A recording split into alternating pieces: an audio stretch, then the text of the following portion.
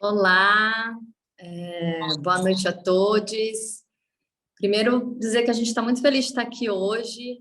O Cine Ninja tem sido um parceiraço, assim, né, do nosso trabalho, contribuindo muito para a divulgação do cinema brasileiro. Então, agora para formação, criando rede, discutindo cinema.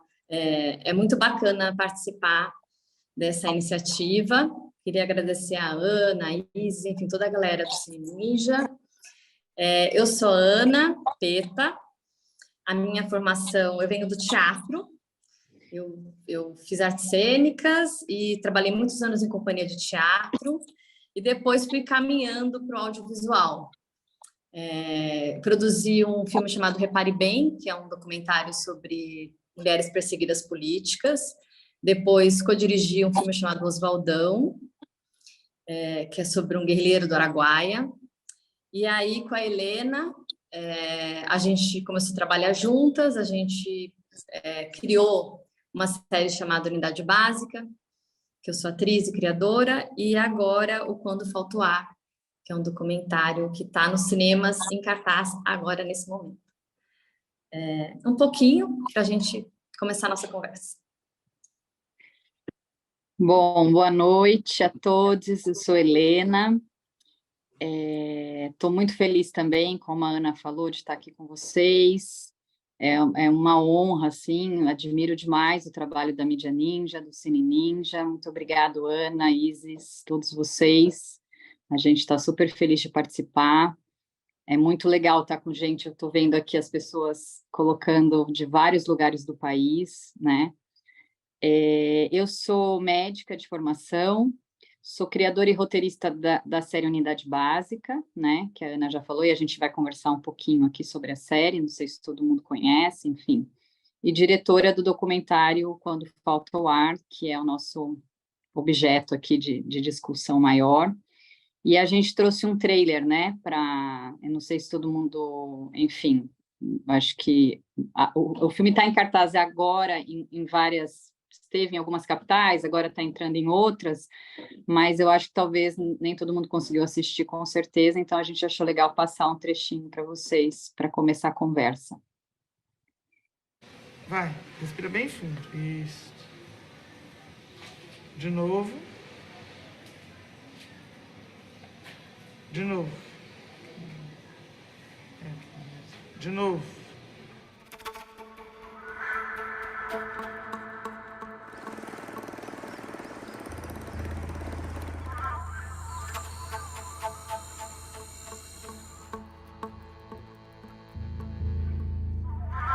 Não chora. Oh, meu Deus. Ô, doutora, não faz mal eu comer macaxeira?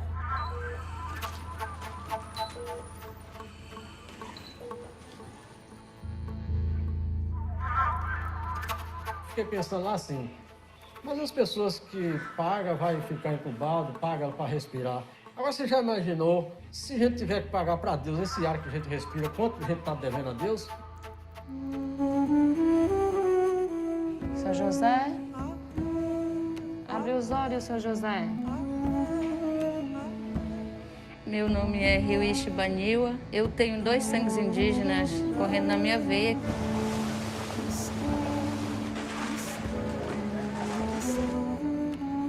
Eu acredito neles, na ciência, né?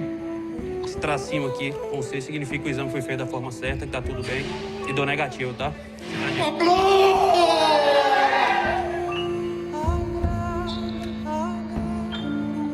A coragem tem que ficar em cima do medo, né? O SUS é uma política de Estado, ele não é uma política de governo.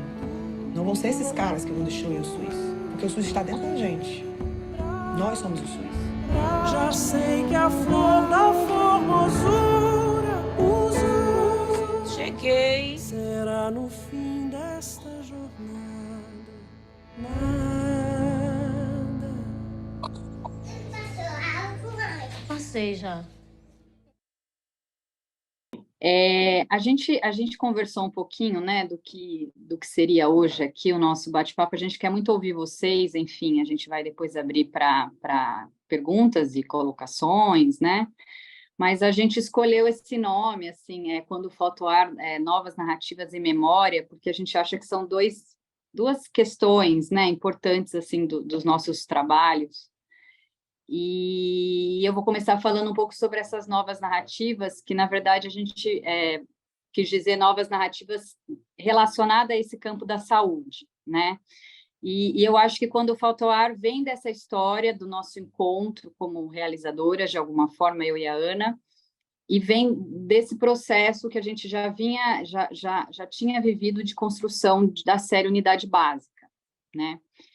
Então, eu fui trabalhar numa unidade básica de saúde, eu fiz medicina, fiz residência, fui trabalhar numa unidade básica de saúde em Campinas. E naquele momento, assim, a gente tinha uma visão muito forte, talvez mais do que agora, porque depois da pandemia isso de alguma forma se alterou um pouco, de que o SUS era muito mal visto, né? Muito maltratado. Acho que a mídia, tudo que era ruim era o SUS, e tudo que era bom, mesmo que era SUS, não era SUS, né? Era o nome do hospital, alguma outra coisa assim. E eu trabalhando na unidade básica, tive muito essa sensação de que esse universo da saúde era, de alguma forma, mal retratado pelo audiovisual em geral, principalmente pela ficção, né? Porque eu acho que a gente tem essa tradição das séries médicas norte-americanas, né? Que são sucesso no mundo inteiro. ER, Grey's Anatomy, enfim, todo mundo conhece, todo mundo já assistiu, né? Não que não sejam séries muito bem produzidas, muito bem roteirizadas, mas que trazem ali uma série de concepções também sobre o processo saúde e doença, sobre o cuidado, que quem trabalha no SUS, e principalmente na atenção primária, por exemplo, em saúde, olha para aquelas séries e fala, meu Deus, né? Porque, em geral, é um grande hospital, privado, médicos galãs, né? Enfim, em geral os roteiros vão tratar ou de doenças raras, que é, por exemplo, House, que vai discutir, geralmente é um caso muito difícil, muito raro, e aí você, por meio de vários exames de imagem e tal, você tem aquele personagem que é o House, que é um gênio e que descobre o que é no final. Ou então a gente tem um modelo de roteiro das séries de emergência, que vai morrer, não vai morrer, adrenalina, enfim, né, o que é IAR, essas séries mais assim. E todo mundo tem suspeita de lúpus, exatamente. E quem trabalha no SUS, enfim, principalmente nesse ambiente que é a atenção primária, lida com os casos das doenças comuns no dia a dia. É hipertensão, é diabetes, é doença infecciosa. E mesmo assim não são menos complexos, né, de serem resolvidos, porque a gente tem uma impressão, às vezes, que por serem doenças mais frequentes é fácil, né? É fácil saber o que a pessoa tem, então é fácil trabalhar num lugar desse. Não é, né? Então, assim, vivendo um pouco isso, essa realidade, e também um pouco dessa discussão que tem um campo da saúde coletiva brasileira, que já faz há muitos anos, né, sobre como é insuficiente você pensar na medicina, na saúde, só como uma questão biomédica, que existem vários determinantes sociais, então que, por exemplo, o racismo, a misoginia, a transfobia, tudo isso vão interferir no processo de saúde e doença, enfim, tem uma série de questões desse campo. A Ana, atriz, estava fazendo uma série na época, uma outra série de TV, e a gente meio que teve uma ideia de, nossa, se existisse uma série no Brasil que contasse um pouco essa realidade, né, do que é um lugar de atenção primária do SUS, na periferia de uma grande cidade, que casos que chegam ali, como os profissionais de saúde se envolvem naquele caso. E a gente escreveu esse projeto, isso foi 2012, né, já faz 10 anos que a gente começou. E naquele momento a gente vivia num país um momento de que existiam políticas culturais, existiam o SUS, atenção primária, a gente tinha o lançamento dos Mais Médicos, né? Era um momento que a gente teve uma confluência, assim, do ponto de vista político, que eu acho que favoreceu que a série, de alguma forma, acontecesse, né? A gente escreveu um projeto, a gente entrou no edital, que eram das TVs, os canais de TV fechados têm uma lei, né, de que eles têm que ter um conteúdo nacional. Então, a Universal Channel, que é o canal que passa a unidade básica, ela tinha uma obrigação de ter determinadas horas por semana de conteúdo nacional, e com isso a Ancine abriu editais para essas séries independentes de TV. a gente entra nessa onda dessas políticas, e aí teve a primeira temporada de Unidade Básica, né, que foi em 2016, que a gente lançou a primeira temporada. Junto com a série, eu, no meu caso, não com a Ana, mas eu fui estudar um pouco isso do ponto de vista mais acadêmico também. Então, meu doutorado é sobre o processo de criação da série, quais os conceitos do ponto de vista do campo da saúde coletiva que a série consegue, de alguma forma, potencializar, ou quais ela não consegue dar conta, né? Porque também existe um formato pré-estabelecido de séries de TV.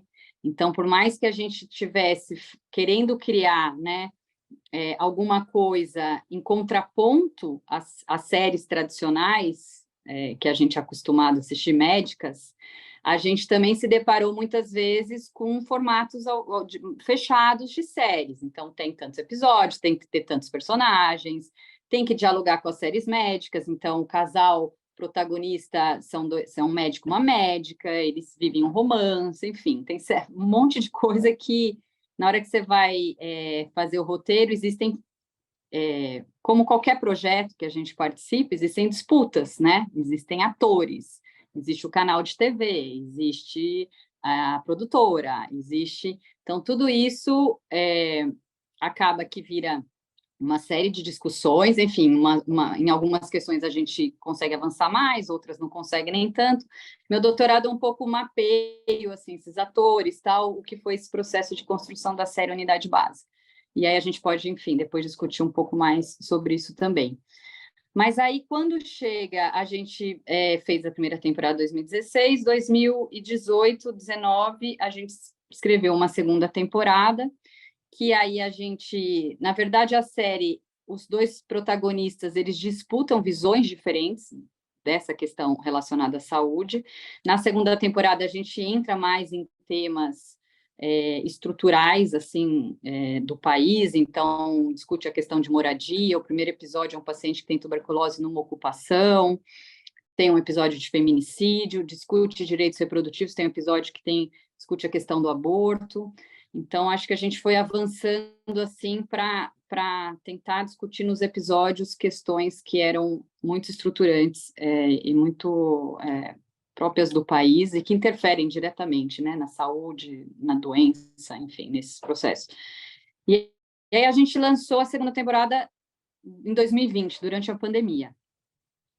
E é aí que começa, enfim, a gente, quando começa a pandemia, a série já estava gravada, a gente achou que, nossa, porque a série não ia falar da pandemia, a gente achou que podia ser muito estranho, numa série que fala de saúde, não citar a pandemia, mas a gente percebeu que foi ao contrário, porque os temas que a Unidade Básica discutia acabavam que, na pandemia, isso foi ainda mais evidenciado, né? Todas essas questões que a série traz, a pandemia provou que ainda o problema ficou ainda pior, né? Maior, e aí que começa o processo de Quando Falta o Ar, que foi quando a gente, então, começa a entrevistar profissionais de saúde de vários lugares do país, e começa a ideia do documentário. Mas aí eu acho que talvez a Ana podia falar um pouco melhor dessa questão da memória, dos outros trabalhos que ela faz, e depois a gente volta para falar, então, mais sobre Quando Falta o Ar.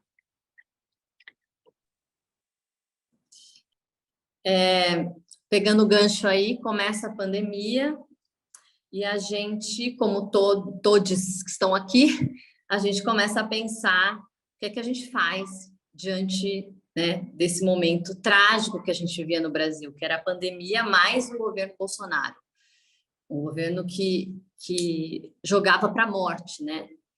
E a gente começou a pensar no que fazer nesse momento. Eu já tinha trabalhado, esse tema da memória é um tema que vem comigo há alguns anos, né? Como eu falei para vocês, eu produzi um filme sobre 3 gerações de mulheres perseguidas políticas, que é o Repare Bem. Depois eu co-dirigi um filme que é o Oswaldão, que é sobre um guerrilheiro do Araguaia.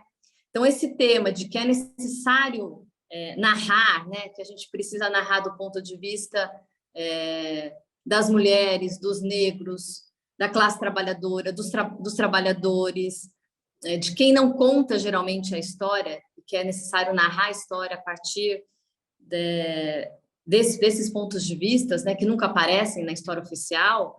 Isso já vinha me acompanhando com os outros filmes, e aí a Helena começou a entrevistar por Skype uma série de colegas profissionais de saúde que estavam na linha de frente, e a gente juntou essas duas ideias, que era criar um documentário sobre a pandemia, filmar a pandemia a partir do ponto de vista dos trabalhadores, das trabalhadoras do SUS, em especial das trabalhadoras do SUS, porque são 70% dos trabalhadores do SUS são as mulheres. E a gente acompanhando o trabalho delas, as angústias, as questões, e elas à frente desse processo todo, a gente achou que o caminho era contar a pandemia a partir desse ponto de vista. Eu acho que é importante essa questão da memória, a gente juntar, né, quando a Helena traz a questão da narrativa da saúde, de como se constrói esse imaginário do que é um profissional de saúde, do que é um lugar onde se cuida das pessoas, e que a gente tenta mostrar outra possibilidade, né? Então, quando eu recebo, por exemplo, uma mensagem de uma estudante dizendo assim, eu resolvi fazer medicina de família e comunidade depois que eu assisti a série. Eu acho que a pessoa não resolveu fazer porque ela assistiu a série, porque já tinha alguma coisa dentro dela, uma vontade, um desejo, né, um coração, que dizia para ela que ela tinha que buscar um caminho. Talvez assistir a série possa ter feito ela visualizar uma possibilidade. Porque o audiovisual cria o imaginário, o audiovisual está no nosso imaginário. Quando a gente constrói relações amorosas, a gente constrói a partir de coisas que a gente viu no audiovisual, né? Enfim, o audiovisual está presente em toda a construção da nossa subjetividade, do nosso imaginário. E, junto dessa visão, dessa questão da construção do imaginário, a questão da memória. Eu acho que, pensando na ditadura militar, principalmente, a gente começa a entender a importância da memória, das reparações que devem ser feitas, né?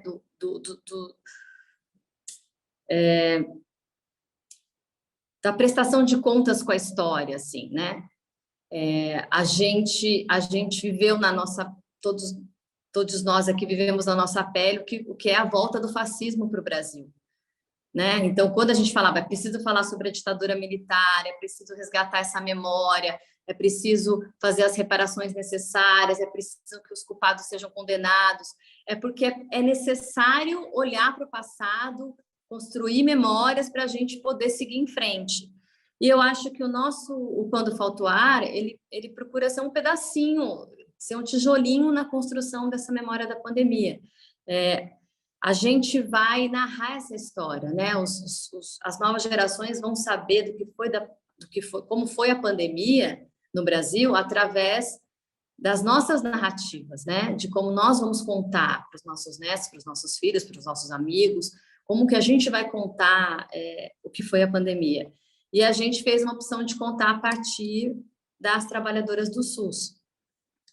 E eu acho que isso tudo que a gente está falando tem muito a ver com o trabalho do Mídia Ninja também, do Cine Ninja, porque eu acho que a gente foi percebendo no Brasil cada vez mais a importância das novas narrativas, de construir narrativas, da gente contar a nossa história, da gente se comunicar para além dos grandes veículos de comunicação, criar alternativas de comunicação, criar novas possibilidades. Eu acho que o documentário tem muito a ver com isso.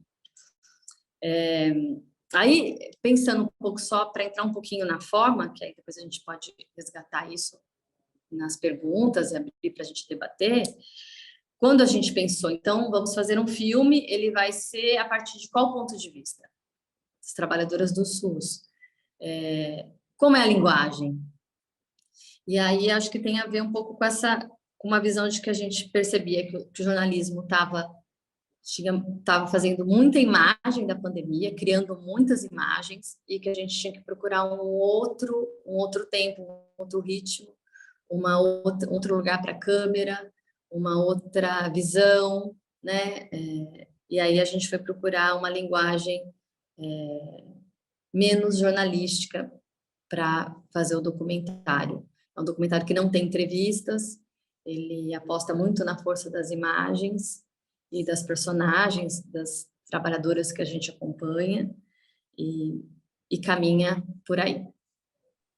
Deixa eu só completar só uma coisa dessa parte do documentário, que eu acho importante, assim, de fazer essa relação do que a gente já vinha discutindo, a relação que tem mesmo com a série, né? Porque eu acho que tem uma coisa de ritmo, porque, em geral, esse universo da saúde é tratado com esse ritmo muito frenético, como se fosse um filme de ação, e a gente quis trazer para o documentário um outro ritmo, né? Então, os planos são longos, a gente acompanha realmente o que o trabalho em saúde realiza, né? Então, por exemplo, tem uma cena que é um banho no leito, e aí a gente acompanha o trabalho das enfermeiras dando aquele banho no paciente no leito por minutos, né? Não é um corte, cortou, vai para outra coisa, né?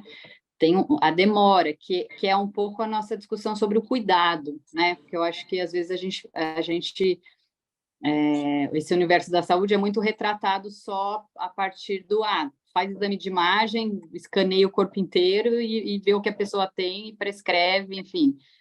E, na verdade, a gente acompanhou essas mulheres durante a pandemia e viu muitas cenas de como se dá o cuidado. E o cuidado se dá de diversas formas, né? Se dá na casa dos pacientes com a visita da agente comunitária de saúde, por exemplo, se dá num banho de leito, se dá dentro de um complexo penitenciário, que a gente acompanhou uma médica, que é a Andréia Beatriz, que é maravilhosa, que faz um trabalho ali com os internos de cuidado, né? Ela coloca música, ela coloca Racionais, ela coloca Emicida, ela toca nas pessoas. Essa primeira cena do trailer é ela examinando o paciente, ela examina mesmo o paciente. Então, eu acho que essa questão do ritmo e de trazer para a dimensão do cuidado era uma questão que a gente discutiu bastante, e uma outra questão que é olhar para outros lugares, porque eu acho que também a gente às vezes acha que é só por exemplo, a UTI, né? Em geral, no jornalismo, se a gente assistisse o jornalismo tradicional, eu digo, Jornal Nacional, pandemia era a cena de UTI. E o sistema de saúde tem muitos outros lugares. Então, tem a atenção primária lá, que a gente foi no Morro da Conceição, tem dentro do complexo prisional equipes de saúde que cuidam dos internos, tem comunidades ribeirinhas que tem equipes que vão até lá. Então, também a gente tentou mostrar outros cenários que fazem parte do que é o SUS, né? E que está em vários lugares do país. Então, um pouco do que a gente discutiu, assim, e na forma, só para encerrar, a gente tem um filme que é de um documentarista que é o Weissman, Frederic Weissman, ele filmou o Hospital. Então, tem um filme que chama Hospital, né, que é de observação direta. Então, isso foi uma certa referência para a gente, porque ele fez esse trabalho de filmar dentro de um hospital, mas a gente, de alguma forma, queria trazer um outro tipo de sensorialidade, digamos assim. Então, o nosso filme, ele tenta se aproximar mais da pele, né? Tem várias cenas que tem água, então esse banho, sabe? Eu acho que a câmera ela é muito mais junto, né? Porque como a gente queria retratar o trabalho, esses trabalhadores, e o trabalho em saúde envolve os corpos das pessoas, envolve limpar as pessoas, envolve carregar as pessoas, envolve esse contato, a gente não queria deixar uma câmera longe, só observando, né? Como alguns filmes documentários de observação fazem, né? Então, a gente também tentou captar, e eu acho que a montagem ajudou muito nisso, que foi o Paulo Celestino que montou, que é o roteirista também, que é maravilhoso, e a fotografia, enfim, do Léo Bittencourt, ajudaram a gente a criar esse lugar mais próximo, assim, do corpo, das sensações, os sons, né? Então, tem muito som da UTI, o som das músicas que é colocada na UTI, que é colocada dentro do presídio, que é colocado. Então, a gente tentou também trazer outras dimensões que não só uma observação direta, né? Acho que isso foi uma das coisas que a gente conversou bastante. Mas acho que a gente pode abrir também para ouvir aí o pessoal. Boa, gente, brigadão. Vamos nessa. Quem tiver pergunta, Lenine falou, né, que já vem acompanhando aí também, já fez algumas reportagens. Seria legal aí, pessoal, puder abrir a câmera. Se não puder abrir a câmera, manda uma mensagem aqui que a gente lê. Eu, infelizmente, gente, eu não assisti. Eu tô morando aqui em Brasília e, cara, o horário que estava disponível era tipo assim, 1h30 da tarde no Guará. E esse horário foi difícil, assim, mas eu tô louca para assistir, pelo que eu assisti, e é isso, assim, a gente já acompanha há muito tempo também a trajetória de vocês, né, e principalmente a partir desse documentário, né, então muito, para nós é muito, falando enquanto ativista também da Ninja e da Cine Ninja, esse tema, né, de memória, preservação enfim, e documentário, né, ele é super pulsante, assim, né. Eu queria começar fazendo uma pergunta. A Ana Lucchesi está ali com a mão levantadinha também para fazer na sequência. E aí, gente, quem quiser vai levantando a mão, vai mandando mensagem. É um pouco nisso que eu falei, assim, aqui em Brasília, né, que é Brasília, está numa sala de cinema, num horário ruim, né, meio tal. E na aula passada a gente conversou com o Sérgio de Carvalho e a Carla Martins, que também está com Noites Alienígenas, também nessa corrida, né, para conseguir manter o filme por mais tempo, né? Então é uma luta permanente, né? Essa coisa do cinema, tanto para produzir, para você conseguir botar o filme para rodar, depois para manter ele para chegar em mais gente. Eu queria saber se vocês têm já um plano assim de streaming, de continuar com essa trajetória dele assim para chegar em mais gente e por mais tempo, assim. Essa é a minha primeira pergunta que eu teria.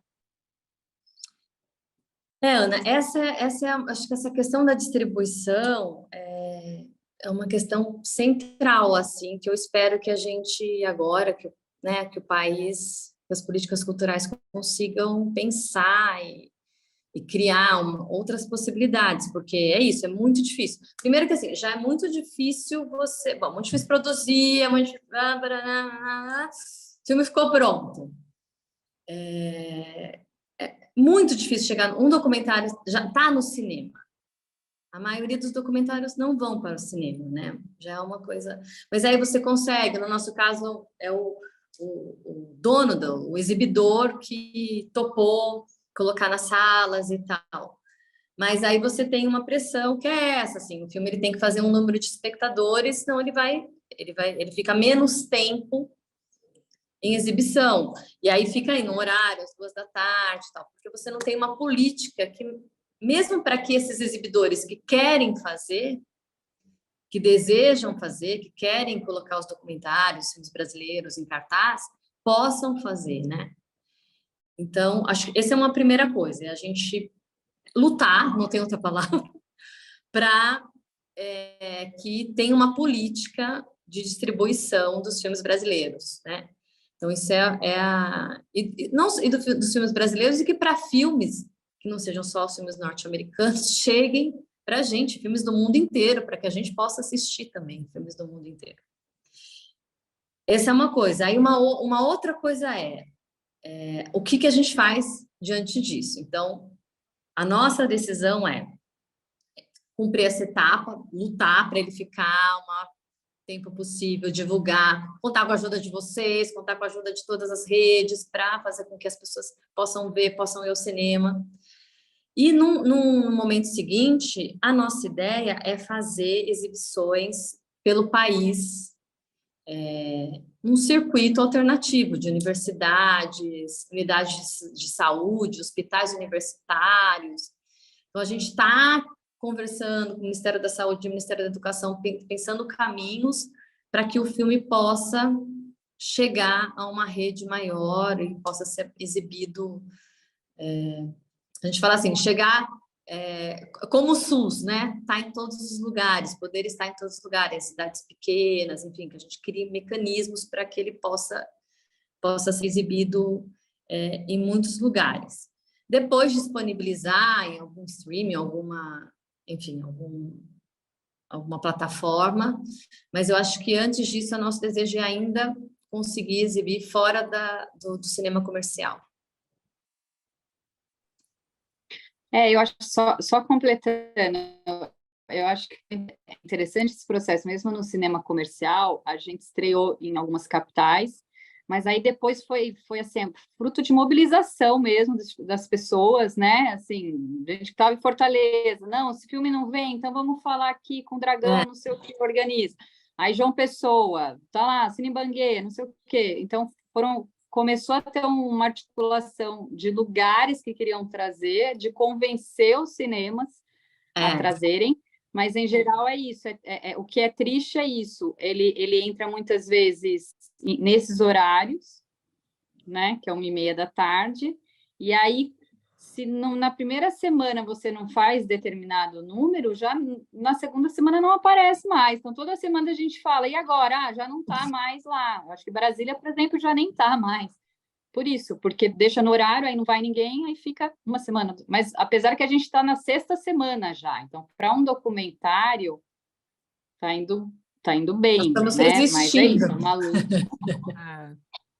Só complementando também, antes de passar para a Ana, que está com a mão levantada, essa coisa do circuito de festivais também é super importante, né? Porque daí já coloca ali que o filme ele foi né, contemplado para o Oscar, ao mesmo tempo passou por É Tudo Verdade, né?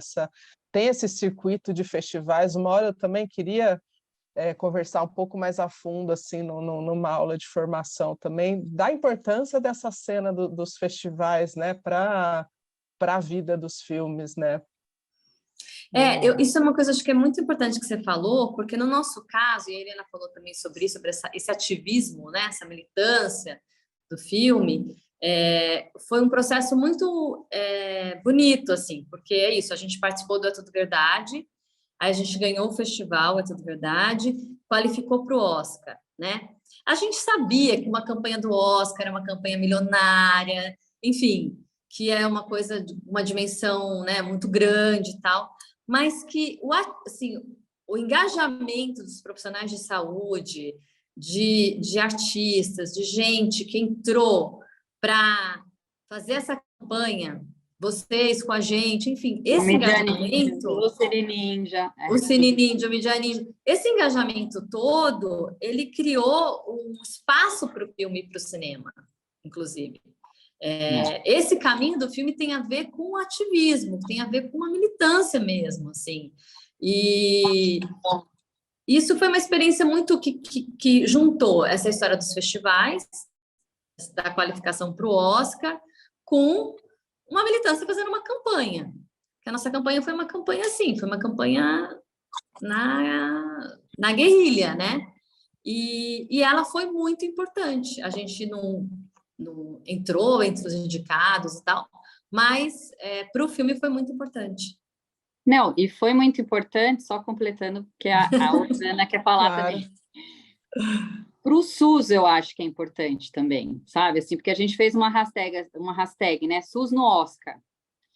E aí isso vai gerando um lugar de colocar isso no centro do debate também. O SUS, a importância do SUS, o SUS na pandemia, como o SUS foi... né? Eu que sou do campo aqui da saúde coletiva, a gente fez o lançamento em Brasília, e aí a primeira-dama, a Janja, foi, né, a ministra da Saúde, porque a gente foi no dia da Semana das Mulheres, né, do Dia Internacional das Mulheres.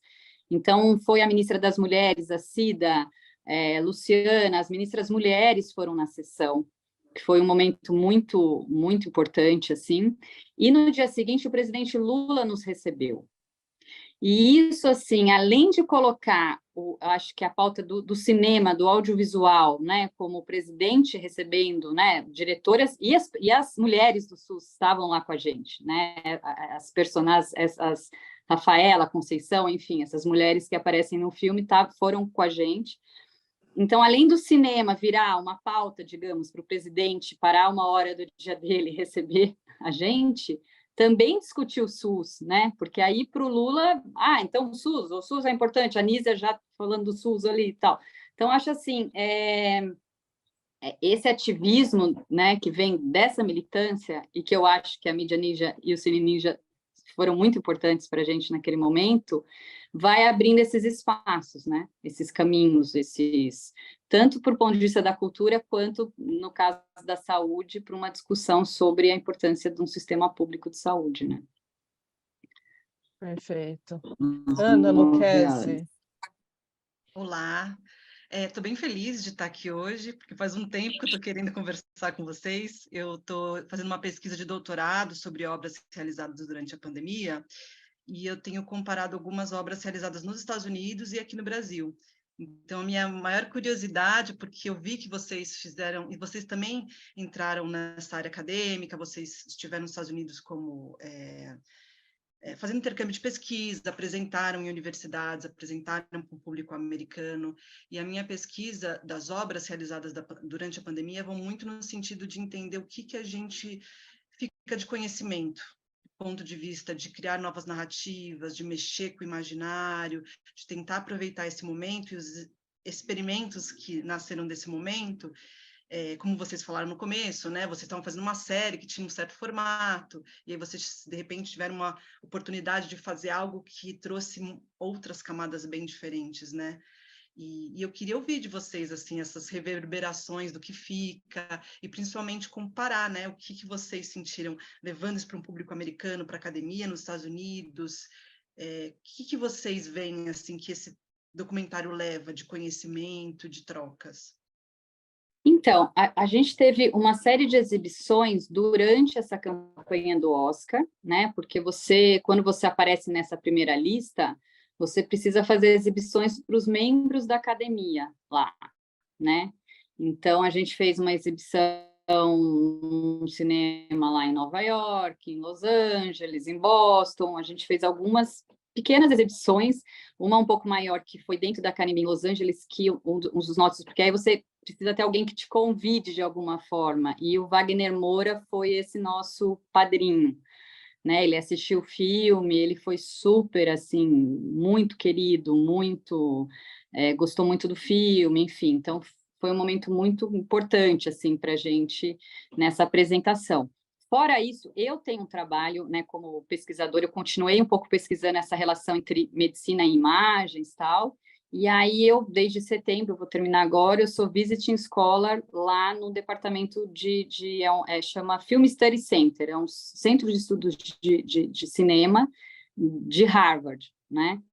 Quem coordena esse centro lá é a Joana Pimenta, que é não sei se vocês conhecem, mas ela é uma portuguesa que dirigiu agora esse último filme junto com Ardilei Queiroz, que é o Mato Seco em Chamas, que é um filme extraordinário também, assim, eles fazem um trabalho, né, o Ardilei Queiroz é um cara, eu acho muito, muito foda, assim, do sistema nacional.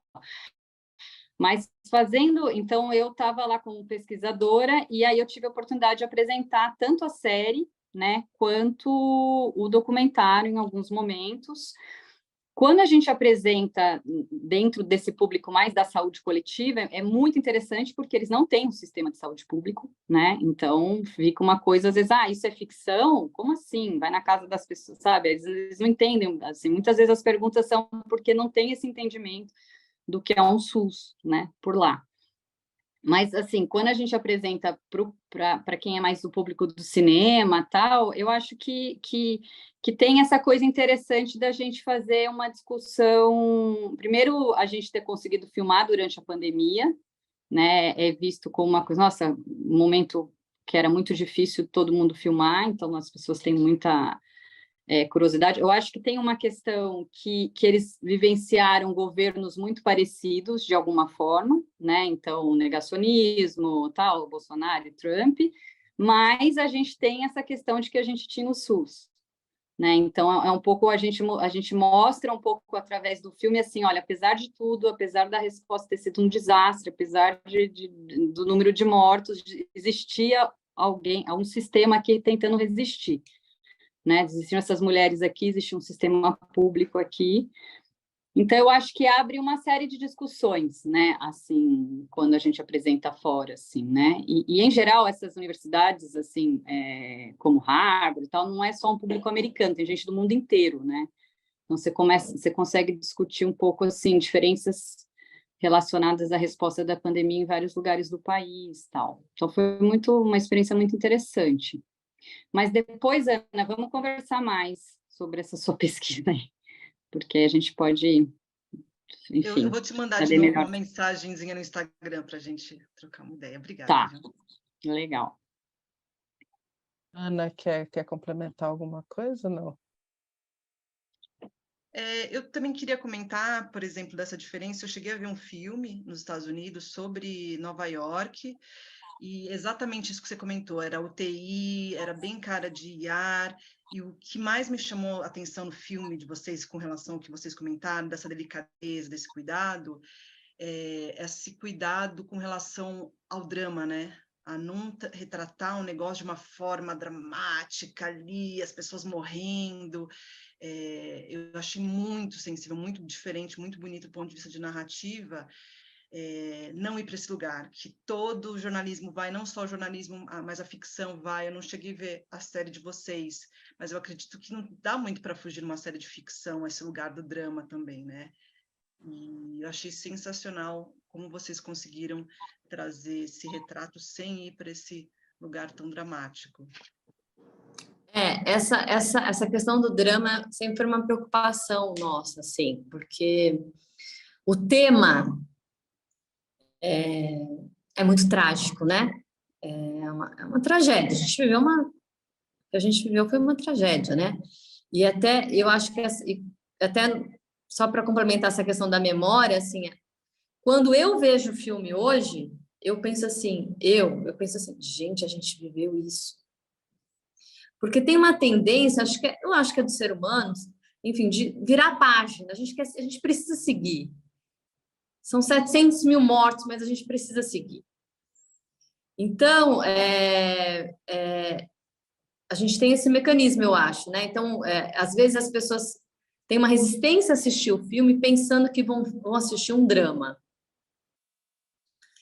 E o nosso caminho foi pelo contrário, a gente foge do drama o tempo inteiro, assim, porque não que seja fácil fazer drama, porque não vou entrar nessa questão, mas a gente queria um outro lugar de sensibilidade, né? Assim, buscar uma sensibilidade, não pesar, né? Não pesar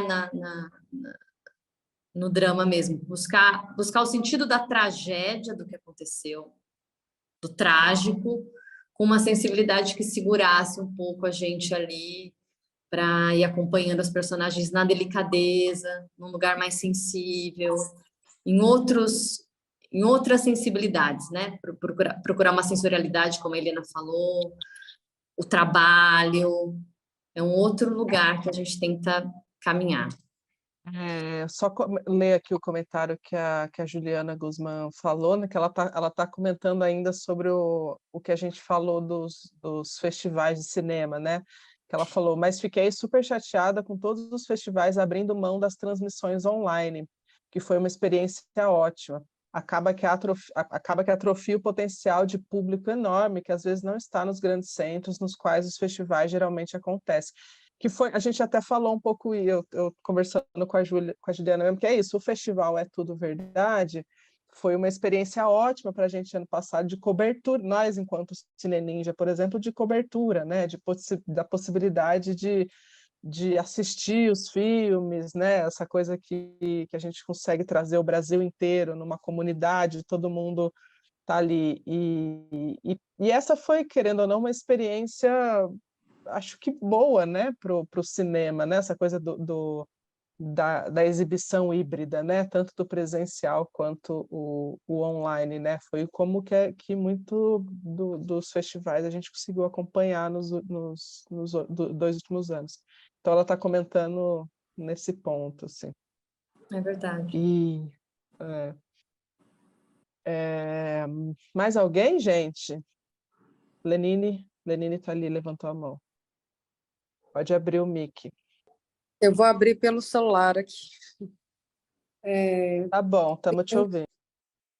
Bom, primeiro falar que a gente estava doido para ter essa formação e muito, muito melhor se a gente tivesse conseguido assistir, mas é tanto percurso acompanhando que parece que eu assisti o filme, assim, e tô doida porque a linguagem me parece bastante inovadora e ela atinge assim um ponto muito central nessa questão da valorização do SUS, que eu acho que a gente, assim, o Brasil inteiro precisa ver. E aí a minha pergunta é, qual que é o próximo percurso dessa campanha, né? Sendo que vai vir agora o Paulo Gustavo, a gente vai ter um destrave também, né, nas políticas culturais. Como que vocês estão pensando de fazer campanhas, né, para além dos festivais, para além das salas de cinema, né? Se vocês estão pensando em integrar a Rede SUS e alguma campanha para distribuição e para, né, para a gente poder acompanhar também, porque eu acho que os profissionais de saúde poderem assistir, sabe, vai ser incrível, acho que eles merecem. Eu não sei quais projetos vocês têm em mente aí, eu gostaria de saber. Obrigada. Não, a gente iniciou, eu acho que o que a gente quer é que chegue em cada UBS, em cada, assim, tem muitos lugares, né? As universidades, todos os lugares de formação. Eu acho que é um filme, enfim, que como memória, como registro de um momento da história, poderia estar em aulas de história, né? De ensino médio, enfim, eu acho que ele tem... a gente queria que chegasse, né, em muitos lugares, então a gente iniciou um processo de conversa, assim, com gestores do SUS, Ministério da Saúde, ou mesmo existem os conselhos dos secretários municipais de saúde, secretários estaduais, enfim, tem uma série de entidades, né, Conselho Nacional de Saúde, para ver como é que a gente faz para viabilizar essa parceria. Opa. Tem uma coisa, Lenine, que eu que não sou da área da saúde, que eu sou muito impressionada com o SUS. E eu acho que isso que você falou, de que todo mundo deveria ver, que todo mundo deveria conhecer, eu falo isso porque, assim, quando a gente pegou um barco e viajou horas com a equipe de saúde, chegando em lugares que as crianças não são registradas, que as crianças não existem para o Estado brasileiro, assim. Então, eu olho assim como eu acho o SUS uma aventura utópica, eu acho uma coisa impressionante, assim, virou uma política pública, mas esses caras, sabe, a galera que inventou isso, que resolveu fazer esse negócio, é um troço muito louco. Quando você vê os caras, assim, dentro do barquinho, chegando lá, uma população ribeirinha que não tem nada, só chega o SUS. É muito impressionante. Então, eu acho que é isso. Como a Helena começou lá na conversa dela, falando da nossa insatisfação, em como a mídia retratava, né, em como o SUS era tratado. Eu acho que essa compreensão mudou a partir da pandemia. A questão da importância do SUS virou um consenso, eu acho. Mas eu acho que a gente ainda não conhece, acho que o Brasil ainda não conhece, acho que o Brasil ainda não se apoderou, assim, dessa ideia, né? E que poderia ser expandida para tudo, para todas as áreas, né? Para a cultura, para tudo, esse espírito, assim, de chegar em todos os lugares, de estar em todos os lugares, de cuidar das pessoas, de que todos temos direito, enfim. Eu acho que é uma ideia que a gente tinha que falar mais sobre isso. Gente, alguém tem mais alguma pergunta? O pessoal que está aí com a câmera fechada. Sé está com a mão levantada ali. Oi, meninas, boa noite. Um prazer estar aqui com vocês. Queria pedir que vocês elaborassem ainda sobre essa questão da memória, que isso ficou na minha cabeça. Assim, infelizmente, eu também não assisti o filme. Mas é a mesma coisa, acompanhando a divulgação e tudo, enfim, também, assim como a Lenine, eu sinto também que já vi alguma coisa. Mas sobre essa importância mesmo de ter esse registro desse momento histórico, né, que a gente viveu, e que também está em disputa de narrativa e ideologia, porque para uma galera, a pandemia foi uma coisa que não é o que realmente aconteceu, sabe? E o documentário, ele traz isso, né? Ele traz exatamente essa realidade mesmo, assim, sabe? E então, ia pedir para vocês elaborassem nisso, assim, na importância de ter esse registro de momento histórico e que, sabendo que tem uma parcela da população que, tipo, que ainda olha a pandemia como algo, enfim, que não teve a sua importância ou que foi menor. Enfim, acho que é um pouco isso, assim. Eu acho, enfim, é uma questão é muito louco assim, né? Para além da questão do negacionismo e de uma narrativa que é construída e que a gente tem que disputar o tempo todo, porque é isso. O que aconteceu na escola em São Paulo semana passada está em disputa. O que aconteceu ontem está em disputa. O que está acontecendo hoje está em disputa. Porque tem uma rede funcionando com fake news o tempo todo, né? Fabricando fake news o tempo todo. Então, a gente está numa constante disputa. Então, essa eu acho que é uma importância de você, não do nosso documentário, mas de você construir memória, documentar, fazer um trabalho de construção de memória, de registrar momentos históricos importantes e tal. Mas, para além disso, assim, por exemplo, Cannes, o último festival de Cannes, que foi o primeiro festival pós-pandemia, presencial, não tinha nenhum filme, não é que não falava da pandemia, não tinha nenhum filme que as pessoas usavam máscara. Tem uma história de amor que as pessoas estão de máscara, que está rolando durante a pandemia, sei lá.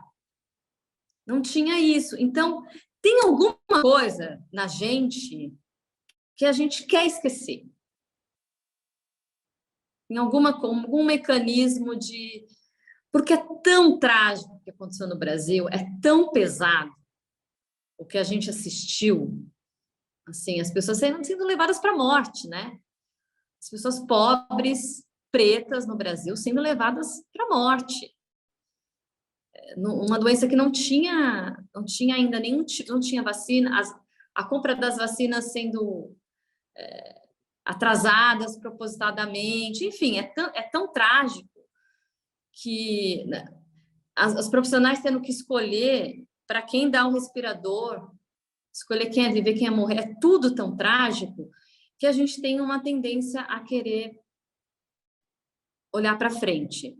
Mas acontece que se a gente não fala sobre isso, se a gente não lembra o tempo todo disso, primeiro, a gente corre o risco de repetir, de voltar a ter um governo negacionista, né, no Brasil, de voltar a não valorizar o sistema público de saúde, e também a gente corre o risco de outras narrativas, mesmo do nosso campo, né? Mesmo do nosso campo que eu falo, do campo da ciência. Então, podem ter filmes assim, que vão ser contados a partir de homens médicos brancos que estavam vivendo a pandemia. E a nossa opção foi acompanhar médicas indígenas, enfermeiras, mulheres da limpeza, agentes comunitárias negras. Essa foi a nossa opção. Então, é uma forma de contar essa história do ponto de vista das trabalhadoras. Então, são muitas nuances nessa coisa da construção da memória, mas eu tenho certeza que nós vamos passar muito tempo da nossa vida contando para as crianças como é que foi, fechou tudo, eu fiquei em casa, a gente não podia sair, usava máscara. A gente vai contar, né, isso durante muito tempo. Eu acho que, assim, só complementando, eu acho que a gente sente que existe essa negação agora por entrar em contato. É impressionante como as pessoas falam, sabe, a gente já ouviu falar assim, tem um filme e tal, não, ninguém aguenta mais Covid, sei lá, um streaming qualquer, na hora que você vai tentar, não, o público não aguenta mais ouvir falar esse assunto de Covid. Não vende, né? Não vende, já fizeram, já é muito, já fez muito. Como assim muito, gente? A gente passou a maior crise sanitária da história, do século. O que a gente viveu foi uma coisa assim que vai ficar em todos os livros para sempre, como uma coisa muito... As crianças trancadas em casa 2 anos, as pessoas, entendeu? Então, assim, eu acho que a gente teve conseguiu, por uma série de motivos, registrar um momento ali quando estava acontecendo, né? E fez um documentário no olho do furacão, digamos. Mas eu acho que tem muitas possibilidades ainda, sabe? A gente tem editais, a gente tem ficção, a gente tem 1000 outras linguagens que a nossa série, a 3ª temporada, é sobre a pandemia. Porque eu acho que, assim, eu fico insistindo um pouco, às vezes eu e a Tininha, a gente discutindo, eu falo, gente, vamos fazer mais alguma coisa sobre a pandemia, porque eu acho que ainda tem muita coisa para fazer, sabe? Eu acho que a gente não começou ainda. Existe o pós-pandemia, né? Porque Exatamente. Vendo, enfim, muita coisa mudou, gente. As pessoas, elas ainda Essas questões de saúde mental, Exato. Então pode ser que daqui 10 anos, em casa. Isso que a gente fala às vezes, talvez os filmes de guerra, né? Quem foi fazer foram as crianças que eram da guerra. Daí a gente fica brincando, às vezes, será que essas crianças que vão ser os cineastas que vão falar da pandemia? Porque não é possível, né? Vai ter que aparecer em muita coisa ainda. Foi muito marcante, foi muito. E a gente viveu pandemia e governo da morte juntos. Exato. Então é muito. No Brasil existe essa mania de querer esquecer as coisas, né? A gente já está tendo que falar sobre o golpe militar, tendo que reiterar isso, que existiu mesmo e que foi devastador, enfim. Então, é babado. É um país que tem dificuldade, né? A Lenine falou isso, que a gente está em trauma ainda. Eu acho também. Acho que isso é uma explicação importante. Não, a gente está em trauma, mas ao mesmo tempo tem essa característica do país de não entrar em contato, sabe? Como foi na ditadura militar. Você pega outros países que conseguiram avançar muito mais. A gente tende a querer, não, vamos para frente, é o próximo, tal, e não pôr o dedo na ferida, e aí não resolve, porque aí fica se repetindo a história. Super. O Brasil tem que fazer análise. A Isis falou, doido pensar isso, porque ninguém aguenta mais, entre aspas, falar disso, mas filme de guerra são todos iguais e todo ano tem um novo, né? Todo ano tem filme sobre a Segunda Guerra, todo ano. Tava aí o filme ganhando esse ano um monte de Oscar. Ganha todos os Oscars. Vamos lá, a Ju... Eu acho que se fizer, vai vender. A Ju Guzmán está com a mão levantada ali. Juliana, pode abrir seu mic. Eu estou no caos aqui, correndo de um lado para o outro, muito loucamente. Agora eu consegui sentar e falar com vocês. Oi, gente. Oi, Helena. Oi, Ana. Oi, Juliana. Por mensagem. É legal falar com vocês ao vivo. E, né, vocês sabem que eu gosto muito do filme e tenho uma relação grande com ele. Escreveu um texto lindo. Um filme lindo provoca textos lindos, né? Então, é um filme que me tocou muito, assim, na época, né, que eu vi ano passado, e hoje É Tudo Verdade está estreando, né? Eu achei a combinação de datas, começando, né? Achei a combinação de datas significativa. Mas uma coisa que eu fico pensando muito sobre esse filme, né, e estou produzindo um artigo sobre ele, eu acho que talvez ele caminhe um pouco por aí, esse trabalho, que é a questão da denúncia, né, essas imagens de denúncia e uma ética da imagem de denúncia. Porque até pensei, vocês estavam falando do Frederico Wiseman, né? Tem o Titica Feliz, que é um filme que ele faz com esse método observativo no manicômio, né? E tem imagens de denúncia muito fortes, inclusive imagens de pessoas em situação de quase morte de morte, né? E ele foi muito tensionado na época, porque, assim, como filmar essa situação e, né, e o que faz, como se posiciona esse documentarista que está ali apenas apenas, né, testemunhando uma situação de morte. É muito cru, né? Ele mostra cenas muito duras, muito... chama Titicut Police, é um nome esquisito mesmo, mas é isso, se digitar no Google Titicut, você acha o filme, né? E aí, quando falta o ar, me parece que tem uma preocupação ética com essa imagem de denúncia, porque ele é um filme de denúncia, de certa forma, também de um desamparo, ele está denunciando os desmontes do governo Bolsonaro, né? Mas tem toda uma preocupação com essas figuras também dos corpos adoecidos, né? Que como não revitimizar esses corpos. E eu acho que é uma questão forte no cinema brasileiro hoje também, né? Eu vejo em críticos que estão pensando, por exemplo, o lugar de um cinema negro no Brasil, é uma preocupação também com esse cinema que não revitimize corpos que já foram tão vitimizados pelas nossas narrativas audiovisuais, né, violentados, mostrados sempre como corpos mortos, né, corpos em situação de vitimização. E aí eu queria escutar vocês um pouco sobre essa relação com a denúncia, mas até que ponto pode ir uma imagem de denúncia, sabe? Até que ponto mostrar? Porque às vezes o mostrar é necessário, porque às vezes o choque é necessário para a mobilização. Mas até, né, eu acho que é uma questão difícil para o documentário e para o cinema, né? Como lidar com a necessidade de uma denúncia, mas um limite ético de não reiterar novas vitimizações. Mas é isso, estou feliz de ter conseguido estar aqui com vocês. Muito legal. Eu acho que a gente fez uma discussão, assim, meio que de uma coisa básica para a gente, que era conseguir que as pessoas que fossem retratadas quisessem ser retratadas, né? Porque parece óbvio, mas não é, né? Ainda mais em condições que a pessoa está internada, a pessoa...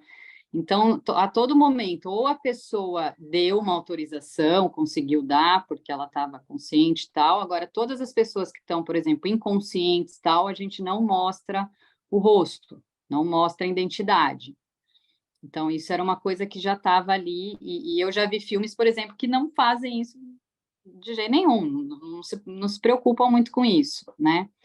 Ao mesmo tempo, era isso, era importante mostrar alguns corpos, mesmo que a gente não revelasse a identidade, porque isso está diretamente relacionado ao trabalho dessas mulheres, né? O trabalho, a força de mostrar o trabalho em saúde é justamente mostrar a relação entre as pessoas, entre os corpos, né? Então, a gente ficava sempre nesse limite, e aí o nosso ponto de corte foi um pouco esse, quem tinha que estar autorizado, e quando não autorizado ou não tem condições de autorizar, você não mostrar o rosto. E uma tentativa que é isso um pouco que a gente já conversou aqui, de fugir desse drama, né? De fugir desse lugar também de ficar mostrando as pessoas no auge do desespero, no auge da tristeza, no auge de uma agonia, né? De pôr uma música que leve para esse drama, que leve para você ficar... Eu acho que ele é um filme que emociona, mas a minha impressão, né? E as pessoas falam isso, ele não é um filme que você fica assim... o tempo todo te convidando a ir para esse lugar de drama, né? De choro. Ele te convida a ser muito mais num plano de uma reflexão, de um pensamento, do olha o que aconteceu, olha como a coisa é difícil, olha como... Mas não... Então, também acho que tem um pouco a ver com isso que você está falando, da denúncia ser por uma outra via, digamos assim. Mas, enfim, é uma questão para a gente pensar. Acho que você traz uma questão super interessante que abre para um monte de... A gente precisa marcar uma outra conversa sobre isso, e muito interessante. Juliana, bom, primeiro falar de novo que o seu texto é lindo sobre o filme, que a gente ficou muito emocionadas com o seu texto. E eu acho que tem uma coisa que vem desde o set, assim, da filmagem, né? Primeiro, um respeito extremo àquelas pessoas que estavam numa situação de sofrimento e as trabalhadoras. Então, quando a gente entrava nos lugares, eu sou do teatro, eu tenho maneira de fazer rodinha, né? Então, a gente fazia uma rodinha e aí a gente conversava, a Helena falava assim, vamos com uma conexão fina, né? Energética, em respeito. A gente está aqui, não é para interferir, não é para entrar com uma energia de conexão, que fale baixo, que respeite os ambientes, enfim, tinha toda uma preocupação nossa de estar ali, naquele lugar, de respeito profundo por aquelas pessoas. Então, isso era uma postura que eu acho que era importante. A câmera no mesmo, localizada na mesma situação, né? Não invadir, estar, né, atento, enfim. Agora, sobre o que entra no filme, aí vem um outro debate. Então, por exemplo, tem uma cena no filme que é uma pessoa que morre em casa em Manaus, porque não tinha oxigênio nos hospitais, em lugar nenhum, essa pessoa morre em casa. Coloca a cena, não coloca a cena, né? Como ela é filmada, enfim. Então, ela é filmada de uma forma com distanciamento, com uma câmera parada, não é uma câmera que fica explorando aquilo. A gente não filma o rosto da pessoa, a gente não filma os parentes chorando. A gente filma o acontecimento com um lugar de respeito. Aí a gente poderia falar, não precisa colocar essa cena. Mas só a ideia de que as pessoas morriam em casa é suficiente? Ou é importante ter a imagem? Porque isso é denúncia. Isso deixa para a história um acontecimento muito importante, né? No sentido de que houve uma negligência um crime contra a humanidade ali. Então, são debates, né? É muito difícil. A gente vai um pouco na nossa sensibilidade e nos nossos limites.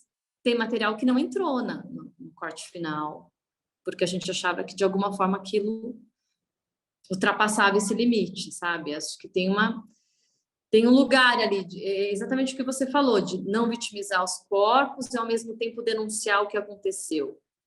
É fino, né? É delicado, né? E a gente... foi sempre uma questão para a gente tentou ir nos nossos parâmetros, na nossa sensibilidade. Gente, mais alguém? Senão acho que a gente vai encaminhando aqui para o fim, já deu mais de 1 hora aqui de papo.